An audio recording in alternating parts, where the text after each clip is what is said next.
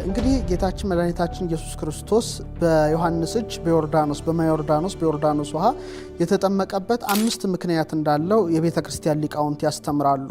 አንደኛው አንድነቱን ሶስትነቱን ለመግለጽ ነው። ምክንያቱም በተጠመቀ ጊዜ ከተጠመቀ በኋላ ከውሃው ከወጣ በኋላ እግዚአብሔር አብ የምወደው ልጄ ይህ ነው ብሏል። እግዚአብሔር መንፈስ ቅዱስም በርግብ አምሳል ወርዶ ላዩ ላይ ተቀምጧል። ስለዚህ የእግዚአብሔር አብ የእግዚአብሔር ወልድ የእግዚአብሔር መንፈስ ቅዱስ ምስጢር ይታወቅ ዘንድ ተጠምቋል። ሁለተኛው የዕዳ ደብዳቤያችንን ለመደምሰስ ነው። ቅዱስ ጳውሎስ የዕዳ ደብዳቤያችንን ደመሰሰልን ይላል በቆላስይስ 2 ላይ። ይኸውም ዲያብሎስ በዮርዳኖስ ወንዝና በሲኦል የጣለው የሰው ልጆች ሁሉ የዕዳ መዝገብ እንደነበረና ጌታችን ሲጠመቅ አቅልጦ እንዳጠፋው የቤተ ክርስቲያን መጻሕፍት ይነገራሉ። ሁለተኛው ምክንያት ይሄ ነው። ሶስተኛው ምክንያት ጥምቀታችንን ለመቀደስ ነው። አራተኛው ምክንያት ለጥምቀታችን ኃይል ብርታትን ለመስጠት ሲሆን አምስተኛው ለአብነት ነው።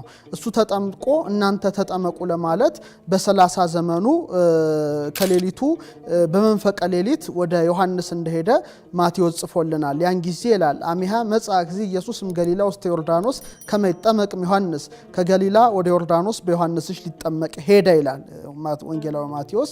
ዮሐንስ ወደ ጌታችን መሄድ ሲገባው ጌታችን ለምን ወደ ዮሐንስ ሄደ ሲባል ጌታችን መምጣቱ ለትህትና እንጂ ለልዕልና አይደለም፣ ትህትናን ለማስተማር ነው። ሁለተኛ ለአብነት ነው ይላሉ።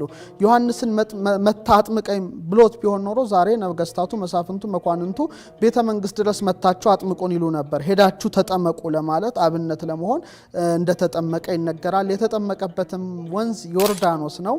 ስለ ዮርዳኖስ ወንዝ ነቢያት ብዙ ትንቢት ተናግረዋል። ለምሳሌ ዳዊት በመዝሙር 113 ላይ ባህርን ይሬት ወጎየት ባህር አየሸሸችም ዮርዳኖስም ወደ ኋላው ተመለሰ፣ አንቺ ባህር ምን ሆነሽ ነው የሸሸሽው እያሉ ከሺህ ዘመን አስቀድመው ትንቢት ተናግረው ነበረ።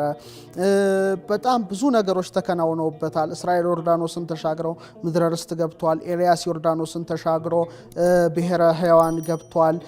እነ ኢዮብ እነ ንዕማን ሁሉ ከዮርዳኖስ ተጠምቀው ከለምጽ ከበህመማቸው ሁሉ ተፈውሰውበታል። ታላላቅ ስራ የተሰራበት ስለሆነ በዮርዳኖስ ወንዝ ጥምቀቱን አድርጎታል። እንግዲህ ዮሐንስም ካንተ ዘንድ እጠመቃለሁ እንጂ አንተ እንዴት በኔ ዘንድ ትጠመቃለህ ሲለው ጌታችንም አንድ ጊዜ ተው አንተ መጥምቀ መለኮት እየተባልክ ልዕልና እኔም በባሪያ እጅ ተጠመቀ ተብዬ ትህትና ይነገራል ተው አለው። ያን ጊዜ ወደ ዮርዳኖስ እንደሄዱና የቤተ ክርስቲያን መጻሕፍት ደግሞ ወንዟ ፈርታ እስክትሸሽ ድረስ ትልቅ ተአምራት እንደተፈጸመ ይመሰክራሉ። ያን ጊዜ ከውሃው ከወጣ በኋላ እግዚአብሔር አብ የምወደው ልጄ ይሄ ነው እርሱን ስሙት የሚል ቃል ከሰማይ መጣ። ዝንቱ ወልዴ ዘአፈቅር ዘቦቱ ሰመርኩ፣ ለተዋህዶ የመረጥኩት የምወደው ልጄ ይሄ ነው አለ። እግዚአብሔር መንፈስ ቅዱስም በርግብ አምሳል ወርዶ ጌታችን ራስ ላይ ተቀምጦ ታየ። ይሄ እንግዲህ ምስጢረ ሥላሴ ተገለጠ። ስለዚህ በዓሉ ምን ይባላል? ኤጲፋኒያ እንለዋለን ወይም አስተርእዮ እንለዋለን። አስተርእዮ ማለት የመታየት የመገለጥ ማለት ነው። በእንግሊዘኛ ቋንቋ ኤፒፋኒ ይባላል። ኤፒፋኒ ማለት ኤፒፋኒያ ሪቪሌሽን ማለት ነው። ሪቪልድ መገለጥ ማለት ነውና በዓሉ የመገለጥ በዓል ነው። ስለዚህ ጥምቀት በጣም ምስጢረ ሥላሴ የተገለጠበት፣ የዕዳ ደብዳቤያችን የተደመሰሰበት፣ የጥምቀታችን ኃይል ያገኘበት፣ ለአብነት ወልደ እግዚአብሔር ክርስቶስ ተጠምቆ ተጠመቁ ብሎ ምስጢርን ያሳየበት በመሆኑ ታላቅ በዓል ነው።